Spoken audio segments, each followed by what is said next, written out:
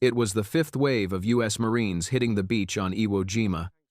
Sherman tanks rolled off their landing craft, but 8 of them, though identical from the outside, were not ordinary tanks.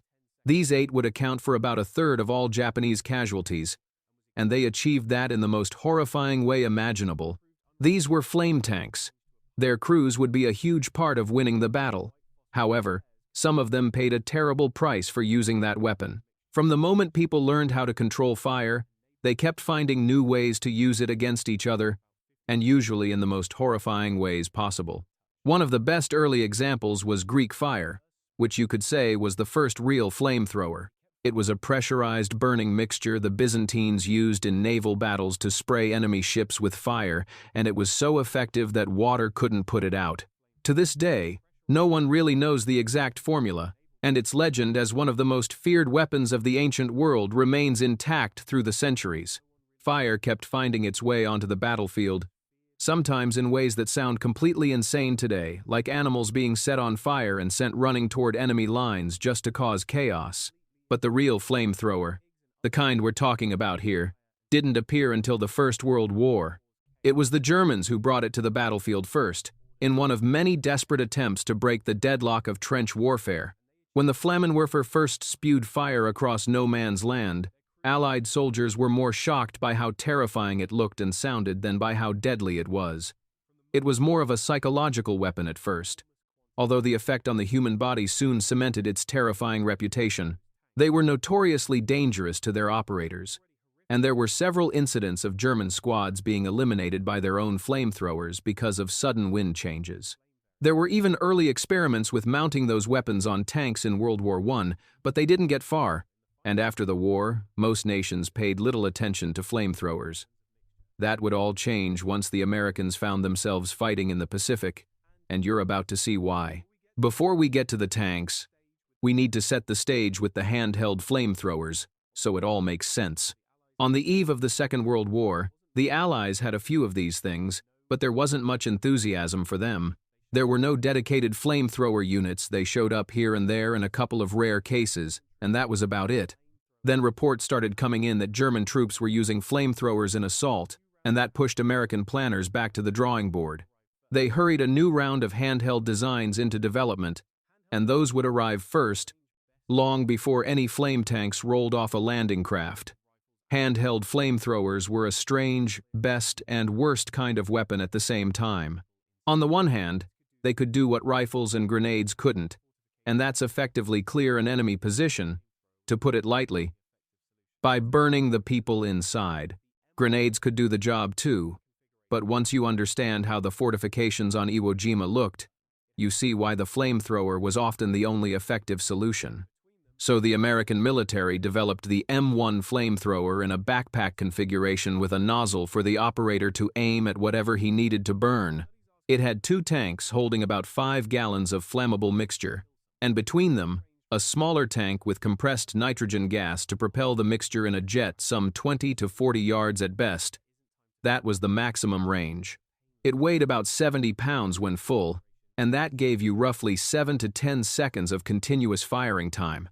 The fuel went through the nozzle and was ignited in early models electrically by batteries that proved unreliable and was later changed to a pyrotechnic ignition system, where a couple of white phosphorus flares could be activated and they'd burn long enough to ignite the mixture.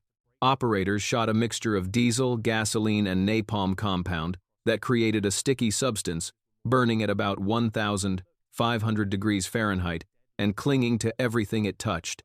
Operators also developed a tactic where they first sprayed the target without igniting it that soaked the fortification and let the mixture drip deep inside, and then an ignited burst would set everything and everyone on fire inside.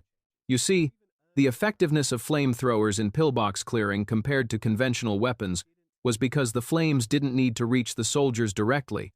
An explosion or fragmentation from a grenade can only harm someone who is directly hit, and fortifications were deliberately built to blunt grenade effects. They were deliberately dug in a zigzag pattern with grenade channels and holes arranged so a soldier could kick a grenade out at the last second before it exploded. When a flamethrower hit a pillbox, the effect was completely different from an explosion. Besides the flames and extreme temperatures, There was also the effect of burning most of the oxygen inside, so even those who weren't directly reached by the flames would be severely affected by heat and lack of breathable air. Perhaps we shouldn't go too deep into the physiological effects of flamethrower injuries because this video could easily get taken down. There were studies asking whether the flamethrower was a quote-unquote too inhumane way to engage someone, and results ranged from descriptions of it as the worst way to go to arguments that sensory faculties are so overwhelmed that there isn't time to feel pain. I don't quite buy the painless theory, especially when you take into consideration the screams that came from caves. I should probably stop there. If you really want to creep yourself out, you can dive into that rabbit hole later on the internet. So you see why the flamethrower became the one weapon that could truly clear those stubborn pillboxes. As we said, you have 70 pounds on your back and you need to be within hand grenade range to be effective. Your odd-looking backpack is unmistakable on the battlefield, and since the enemy knows exactly what will happen if you get close, every weapon they have will be turned on you. When empty, you still have about 45 pounds on your back, and now you have to find your way back to safety after the whole front saw and heard your long stream of fire followed by the screams of the soldiers in the fortification you just took out. That was the problem. Flamethrower operators weren't living long, as would be proven on Iwo Jima when 94% of them were lost.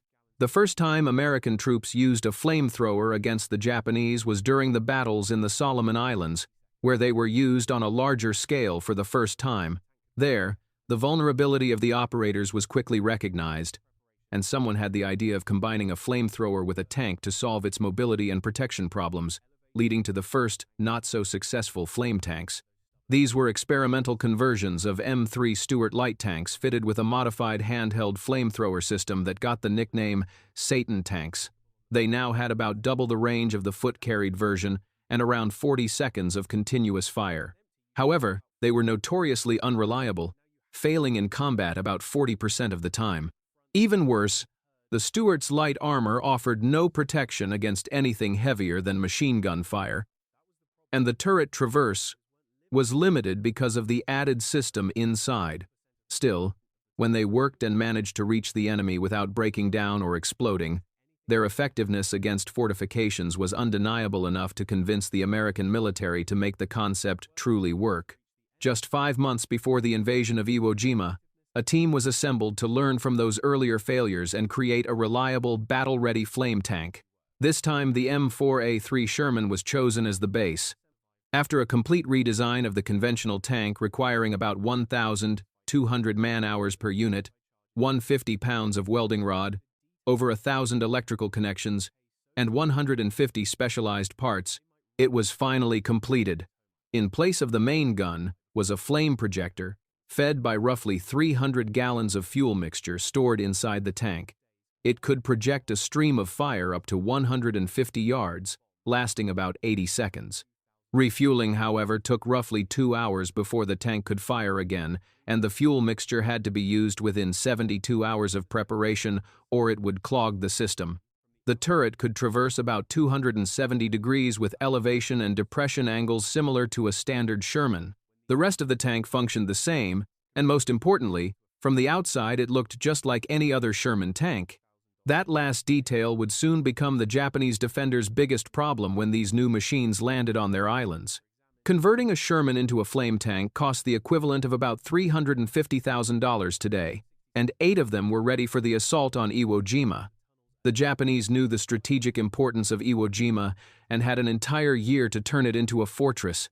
The island's volcanic rock was easy to dig by hand, and they carved 11 miles of tunnels, dug 5,000 caves and underground chambers, and built 1,500 fortified concrete positions across its 8 square miles. About 21,000 men were prepared to make a last stand in defense of their homeland, determined to make the Marines' job as difficult as humanly possible. General Tadamichi Kuribayashi knew his men would not survive. This battle orders were clear. There would be no evacuation or resupply once fighting began. Instead of the hopeless banzai charges seen in previous battles, he created a detailed plan to make the Americans pay so dearly for capturing Iwo Jima that they might reconsider invading the Japanese home islands. Every man was told not to go down before taking at least 10 Americans with him. The American Navy slowly approached the island, and for 74 consecutive days, warships and bombers dropped over 6,800 tons of bombs and fired more than 22,000 shells. Allied intelligence naively underestimated the Japanese force, believing the island was defended by about 4,000 troops instead of 21,000. Then they made an even greater mistake by assuming the island had been bombed into submission and stopping the bombardment earlier than planned. In reality, the Marines approaching the beaches in their landing craft had no idea that only about 200 of the 1,500 Japanese fortifications had been destroyed. The main Japanese force was still waiting underground in its virtually intact tunnel network, ready to show them a kind of combat never seen before. The Marines hit the beaches on February 19, 1945. Although things seemed quiet at first, soon all hell broke loose.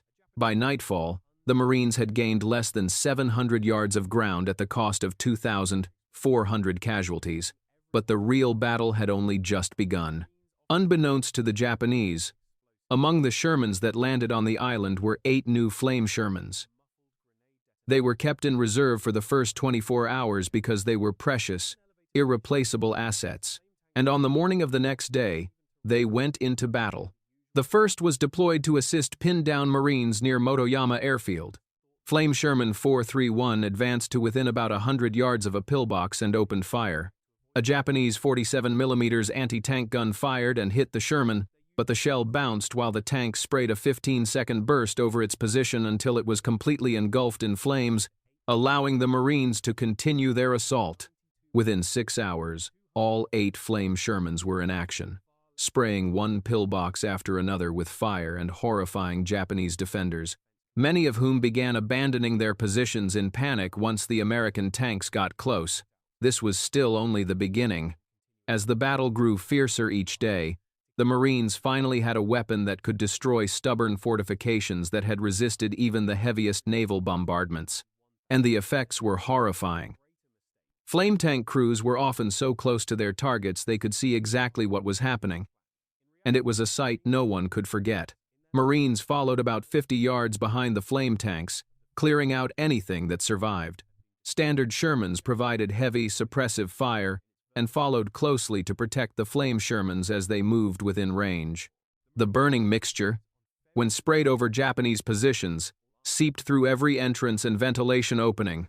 If heat and loss of oxygen weren't bad enough, remember that the Japanese stored tons of ammunition and fuel inside those tunnels. When the flames reached them, countless secondary explosions followed underground, taking out everyone inside and burying others alive. Marines often sealed tunnel openings with explosives, trapping them underground still alive. U.S. troops could hear muffled grenade detonations and rifle shots underground. You can guess what those were. Even elevated positions weren't safe, as flame tank crews angled their tanks on uneven terrain to fire above the usual elevation limit of their projectors, reaching the tops of cliffs where Japanese defenders thought they were safe. There was even an instance where Japanese soldiers jumped off cliffs under flamethrower attack to avoid being burned alive. Shock and panic ran through the Japanese defenders. Their usual 47mm anti-tank guns weren't doing much against a Sherman's frontal armor, but they would find a way to fight back one as disturbing as the flame tanks themselves. Japanese soldiers began using desperate tactics, running at American tanks with explosives strapped to their bodies, sacrificing themselves to save others. Although most never reached the tanks because of close protection around them, some did. Flame tank number 438 was destroyed on March 11th in exactly this way, when a Japanese soldier detonated himself on the tank's engine compartment, taking out 3 crewmen. General Kuribayashi reported to his command that the enemy special flame tanks did more damage than all their artillery and bombardment combined, and that they had no effective way to counter them. U.S. engineers worked around the clock to keep flamethrower tanks operational and ready. They were constantly on the front line, fighting or refueling, with repairs done during the night. Fuel was prepared around the clock, and flame tanks drove from the front line to refuel and immediately back into combat, doing that for days. Crews were beyond exhausted, but they had to push on. It's estimated that flame tanks lowered the casualty rate for Marines by some 40%. By mid-March, organized Japanese resistance had largely collapsed, although ambushes and individual attacks continued for weeks after the island was declared secured. Then came March 21st. After 30 days of heavy combat, the remaining 3,000 Japanese defenders were about to make their last stand in horrific fashion. 6 surviving original flame tanks were reinforced, with 4 new ones urgently shipped from Hawaii, and they were now ready for the largest flamethrower assault in the Pacific War. Flamethrower and regular Shermans advanced in formation, setting fire to and blowing up everything in their path. Over the course of a single day, they fired 8,000 gallons of fuel mixture and suffered 92. Marines lost and 257 wounded. That was still far less than the losses a conventional assault would have produced. They broke the last organized Japanese defense completely, many of whom were eliminated by flamethrowers. 2 out of 8 flame Shermans on Iwo Jima were knocked out, while the rest suffered other malfunctions from continuous combat and were cannibalized for parts to keep the remaining machines running. The surviving tanks were shipped back to Hawaii, where they were examined and the design refined further, eventually leading to the next generation of flame tanks like the M67 Zippo used in Vietnam. Survivors came out of the tunnels at night, gathering supplies they could find, and some continued to fight. But out of 21,000 Japanese soldiers on Iwo Jima, fewer than 200 surrendered and survived. The rest are still on the island, most of them buried in the very tunnels they dug. Flamethrowers on Iwo Jima fired some 360,000 gallons of fuel mixture. That's an enormous quantity. Over the course of the battle, all U.S. Marines agreed that if not for those tanks, they would not have captured Iwo Jima, and already horrific casualties would have been even greater. Seeing this, the Americans went full steam ahead with converting Shermans into flame variants and prepared about 70 of them for a planned invasion of the Japanese mainland. They were used again on Okinawa in the final days of World War II, where they consumed over 200,000 gallons of mixture against Japanese defenses.